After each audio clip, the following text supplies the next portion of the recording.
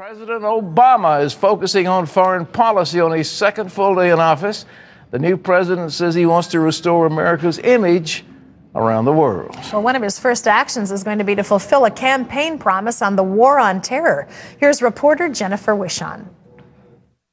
One of the new president's first actions in the Oval Office will be to make good on a promise, sign an executive order shutting down the U.S. military prison at Guantanamo Bay, Cuba within 1 year. He'll also establish new rules on the treatment of terror suspects.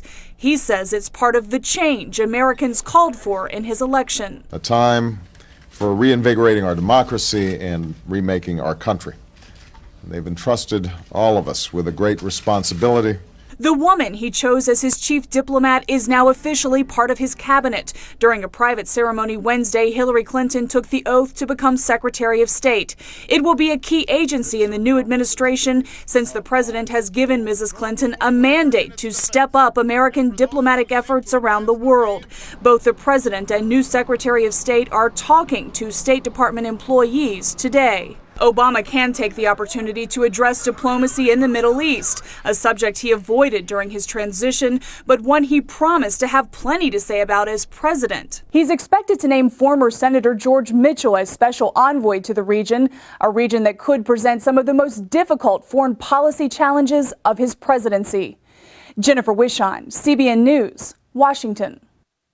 Thanks, Jennifer. This Guantanamo Bay is going to be quite a sticky point, because the ones that they released, some of the ones that were released have turned out to be vicious terrorists. One guy went back to Iraq, blew himself up, and with him took out, I think, over 20 people, Iraqi soldiers and others. So they're not exactly peace-loving. And Terry, I don't know what you do with those guys, but one thing you do is don't turn them back on the street. Well, and there are a lot of people who say don't bring them here. You know? Oh, for sure, don't bring them here. But where do you put them? They've got to secure a location, but there's been so much opprobrium in the press around the world on account of Guantanamo Bay that, the other thing is what they call rendition. They send them back to countries that will deal with them a little more harshly than we will. Well, Lee Webb has the rest of our top stories from the CBN newsroom. Lee?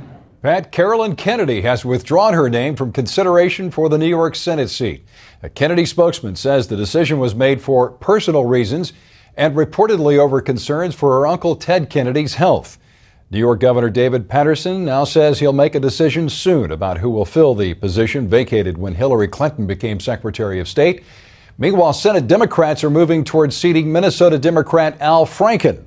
Senate Majority Leader Harry Reid says there was not any fraud or wrongdoing in the election, but incumbent Republican Norm Coleman is challenging the close outcome. Trial hearings for a recount of the votes will begin in district court on Monday. Today is the 36th anniversary of Roe v. Wade, the Supreme Court's landmark decision that legalized abortion. Thousands are taking to the streets in Washington, D.C. in the March for Life. About 50 million unborn children have been aborted since Roe v. Wade. Many pro-lifers are concerned that the new Obama administration will ease the restrictions on federal funding of abortion and repeal the so-called global gag rule, which bans overseas family planning groups from getting U.S. dollars to fund abortion. Pat?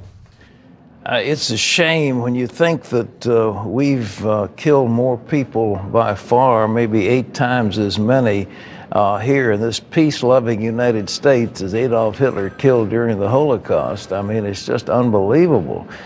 Sure, it's voluntary decisions. The state doesn't kill the people, but the human beings, families make those decisions. 50 million. And one day, holy God is going to demand their blood at our hands. It's just a question of when. Lee? The Obama administration might have to spend even more money than it expected to keep the banking system going. One leading market analyst warns that half of the first bailout package has already been spent, and banks are in worse shape than they were 6 months ago. Experts say one reason is the government hasn't addressed the root problem, bad mortgages and other bad assets on the bank's books. Analysts say the price tag for helping the banking system could go as high as $1.5 trillion. And Pat, here's my question. If the banks are worse off now after the first bailout, why give them the second portion? Lee, I tell you, it's never land now. They start talking about $1.5 trillion bailout for banks. There have to be other solutions, and one of them is to begin to buy up some of these mortgages and to pay going rate for them. I mean, if they're trading down at 50 cents on the dollar, well, buy them up at 50 cents on the dollar. Don't give them par, whatever par is, but buy them at current market value. And if it's the banks have to take a haircut, that's tough luck. But we cannot just keep throwing money at these banks. And there was a story in the Wall Street Journal today that Barney Frank, who's head of the committee that deals with this in the House, was lobbying for money for a bank in his home district, which didn't qualify otherwise. So healthy banks are getting money they don't need. And the whole thing is, in my opinion, absolutely absurd. So it's high time that we say enough is enough.